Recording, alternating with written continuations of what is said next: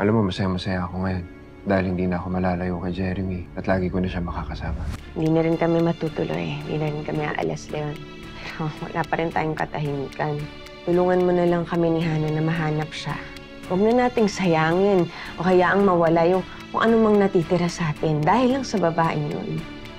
Dalhin mo na lang lahat ng pera mo. Gamitin mo sa mga bantang nakapatong dyan sa ulo mo. Mariposa, nakikiusap ako sa'yo. Wala na akong ibang lugar na pupuntahan. Hindi ko na problema yon. Walang hiya ka. Sarili ko ang kakampi ko at ang samahan.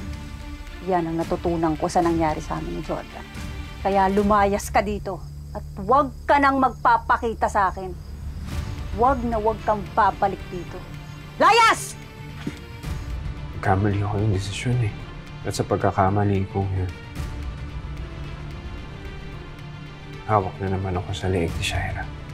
Para sa katahimikan ng lahat. Kailangan ko ng gawin tama para sa kaligtasan ng pamilya ko.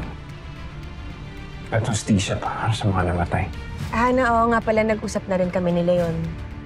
Huwag kang mag-alala, hindi ko naman binanggit sa kanya yung mga napag-usapan natin eh. Ano sinabi na? Gusto na rin naman daw niya mahuli rin si Shaira. Pala yung kutob ko. Maybe he's worried about Shaira, pero maybe he's trying to protect her.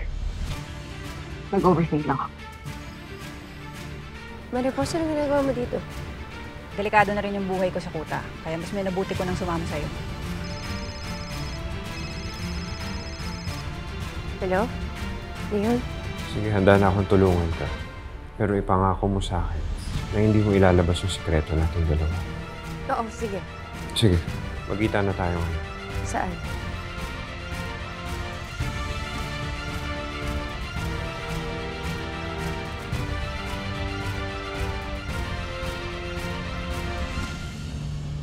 Kikitain mo talaga si Leon? Kailangan natin ng tulong niya.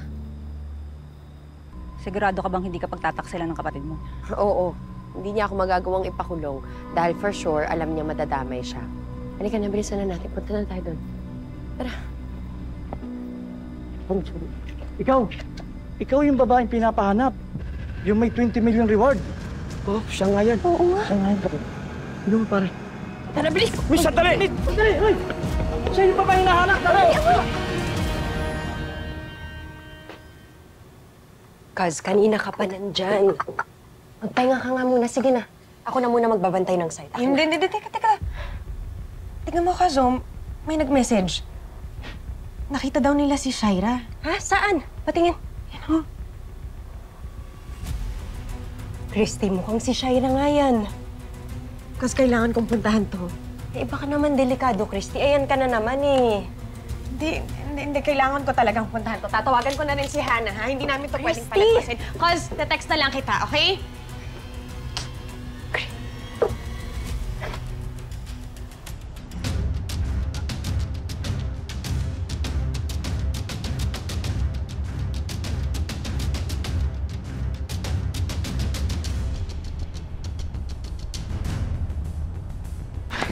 Huwag mong pilitin ang bata kung ayaw niya! Kuya, ano ba? Sabi ni nanay, mas maganda doon sa Maynila, kuya! Halika na! Halika na, anak. Hindi ko po iiwan si tatay. Kawawa naman po siya pag umalis tayong lahat. Halika na.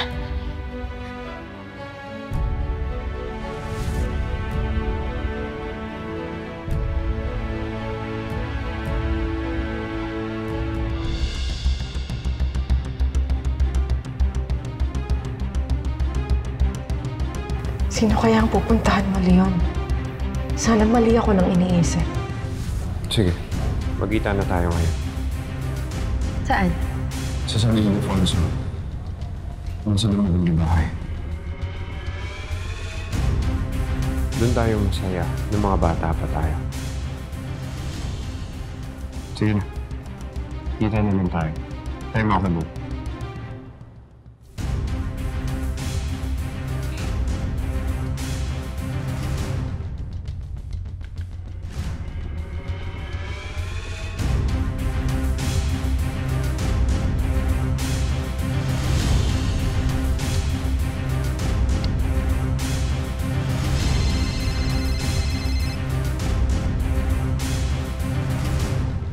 Christy? Hana, nasan ka? Punta ako ng San Ildefonso. Teka, San Ildefonso? Alam mo na? Ang alin? Hana, may nakakita kay Shaira sa isang public market sa San Ildefonso. May nag-text sa akin. What? Ngayon ko lang nalaman ng impormasyon na to galing sa'yo. Papunta na ako roon. Ikaw, bakit ka papunta ng San Ildefonso? Dahil kay Leon. Kay Leon? Hana, bakit mo sinusundan si Leon? Anong meron?